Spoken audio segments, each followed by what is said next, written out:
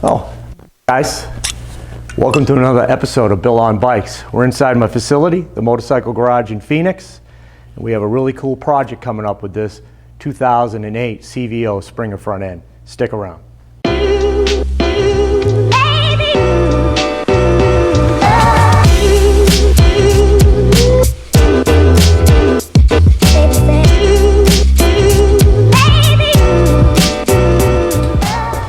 All right, so I have a client who has a 2012 Softail Slim, and he wants to put a Springer front end on it. Harley-Davidson no longer manufactures this front end, obviously. They stopped producing Springer front ends in 2009. This is off a 2008 CVO. The first Springer came out in late 1988, and it was really a hit. Now, I shouldn't say the first Springer. I should say the reintroduction to the Springer. The last time Harley had a Springer in production was 1954 or so, somewhere in there, and then they brought it back. It was a big hit, and I remember Ryan, who worked for us in the parts room, shout out to Ryan, great, he's a man now, I call him a kid, I knew him when he was in high school. He still works at my old dealership on Cape Cod. He's still the lead parts guy. I think he's the manager and runs the deal there, so good for him. He had, he loved the Bad Boy. So those came out in 95, and they ran for 3 years, 95, 96, and 97. The Springer front end was all blacked out. The bike was blacked out. It was really a nice looking bike. He had a trick, his bike was tricked because he had a really cool kind of a flame paint job on it at the time. And then in, let's say 1997, so the first renditions of these that came out in late 88 all had 21-inch wheels. FXSTS, that was the designation for the Springers, part of Harley's alphabet soup. And then in 90, I want to say 97, let's see, 90, was it 97? Yeah, 97, they came out with the 16-inch wheel, so that would have been the FL STS, and that had a 16-inch wheel, the big fender, and that was another very popular bike. It was sad to see him go. Matter of fact, I have it on pretty good authority that you wouldn't see a Springer like this again in the Harley line, at least not this particular one, because all of the jigs were destroyed. That's what I've been told by some insiders that I know at the factory have told me that the jigs were all destroyed. I don't know if it was mandatory, something to do with the government. I don't know, because they do have stamped numbers, so I'm not really sure on that. But I'm going to show you the whole process. We're going to take this apart. Some of the things you have to be very careful of. One thing they'll tell you in the service manual when you go to work on these, this is the rigid part of the Springer front end. This is the spring part, obviously, and if you disconnect this can spring forward with a lot of force, and it can really hurt you. The motor company in the service manual just shows you using a tie down here. I never liked that. I actually had one break on me once, so I use a regular tie down strap like this to tie these down, and that way it's nice and safe, and I don't have to worry about getting hurt or hurting somebody else. Some of the issues we're probably going to have with this has an 18-inch wheel. He doesn't want to run this. He wants to run his stock wheel that he has on his Softail Slim. This is going to be a 3/4 inch axle. His axle is going to be different. This is going to have the metric size. So I don't have the bike here yet. I'm not going to have the bike till next week. So we're going to have to figure that out. He wants to mount the headlight in a different location, which is fine. There used to be kits available. I'm sure they're still available for that. What else? This is all going to get disassembled. We're going to powder coat it black. He wants to just matte black everything. I am going to try to talk him into having a little contrast. Maybe anything that's chrome should be gloss black, and the rest of it can be matte black.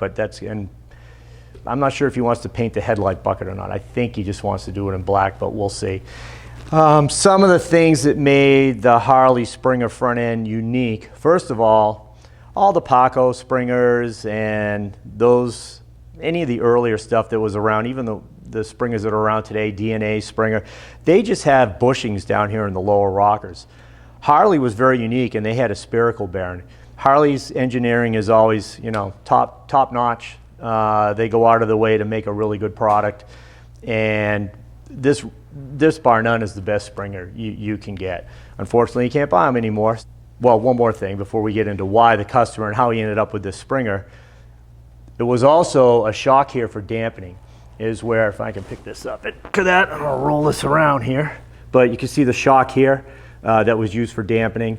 And this is just such a heavy front end, it's very stout. Other manufacturers didn't have this. They've copied it since, but it's just not the, it's just not the same.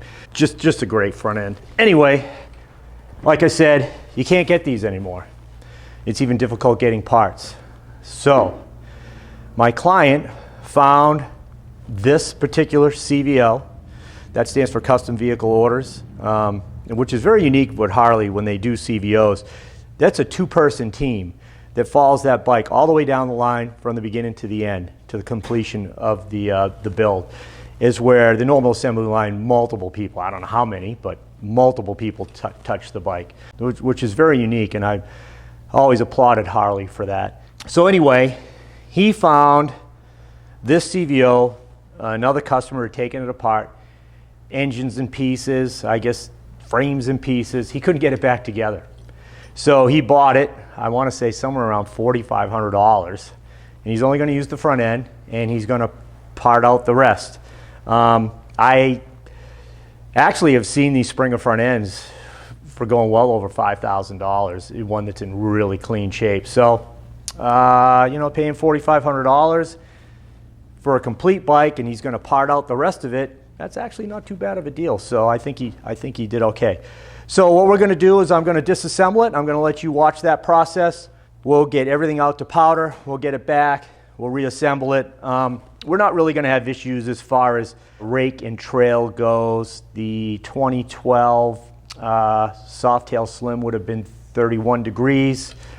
This year on this Springer it was 32 degrees and about 5.3 inches of trail. I think our trail should probably fall in between the 5.0 to 5.4 range, which would be fine.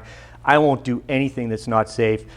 As most of you guys know, I own another company called American Motorcycle Forensics. I work for attorneys and judges around the country. As a matter of fact, I just had an FBI agent call me just a couple days ago that I'm going to be looking at another motorcycle for them. I'm lucky I get to work with Harley engineers often. I was just with the Triumph guys in LA. I was with the Brembo guys in the East Coast probably about 12 months ago. So I get to see some really cool stuff. Matter of fact, I'm getting ready to take in the next month and a half, I have 3 trips out of state I have to take for forensics cases. I can't talk about any of them because most of them have gag orders.